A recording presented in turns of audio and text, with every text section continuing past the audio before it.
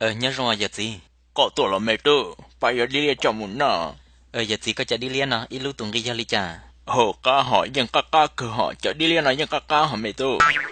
có sinh giờ cũng tư sĩ phải luôn được có lưu liệp trong sự tiền Lưu liệp phong sala sai dọn, gì cá cần cầu li, ít lúc tuần đi ra li chả mà. hồ có hay đi pa lo có sao tôi đi pa nọ tôi nói đi pa đồ tao lỡ chỉ muốn đi pa tôi lỡ tôi Giờ gì thật gì à, cụ chỉ tao hay đi bao, cụ chỉ hai tiệc có ít lúc đi liên à, giờ tôi bị chơi nhiên à.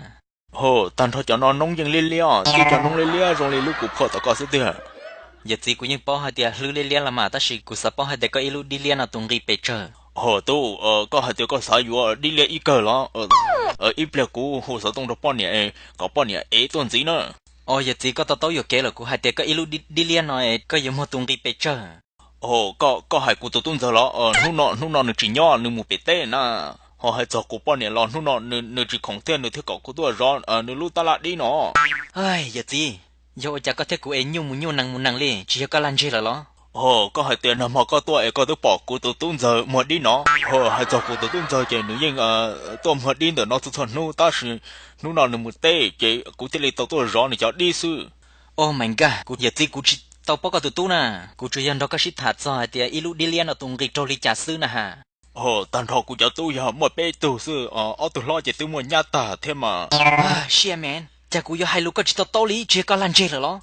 thay cho nó cũ tụi giờ thế cũ bao nhiêu người nhưng mà là tao bê xuống nó rồi Cha cái dùng một làm gì long chữ tam bởi có lẽ chỉ nó lù li. Có phải dùng một là chỉ một cũng một lần thay. có sáu tổ cái đó但是呢被种只到một cái nè giá nó bị trồng tên đó mà năng thế dục cái bị thế này tụng到một cái đó nó tu 但是呢少查个股这没历史啊một cái chỉ một cầu sông tức tao thôi ít kỳ à. giờ mày tu nhưng chỉ tàu kia liền chỉ tàu gì hay tàu gì这因为nó cụ tàu mình gì thế Giờ gì có phải dùng một là chỉ một nè. có sai yếu nào lo xuyên đấy ta kỳ số chị nó nó cô tôi mua bể tê rồi một tuần nào là chị ta kỳ nữa ông nào là mua thế mà được nó giờ giống tôi nữa Cũng gần đó có hai lúc đó hăng lợ. Cha yêu chỉ tao đi rồi, nhưng muốn năng tự muốn thư liền. Cũng một là mà li mua vô lực khó. Giờ cha yêu anh kỳ cũng sẽ hậu luôn đi. có một là tôi ba yếu yếu lúc đi một nó mà giờ ô lê chả tên năng nói tôi đòi yêu thật chỉ thật xua chỉ cả ba yếu đi một nó kia lý chả yếu một gì cũng lúc sẽ hận nó nữa thật lo tao op số mong nói đó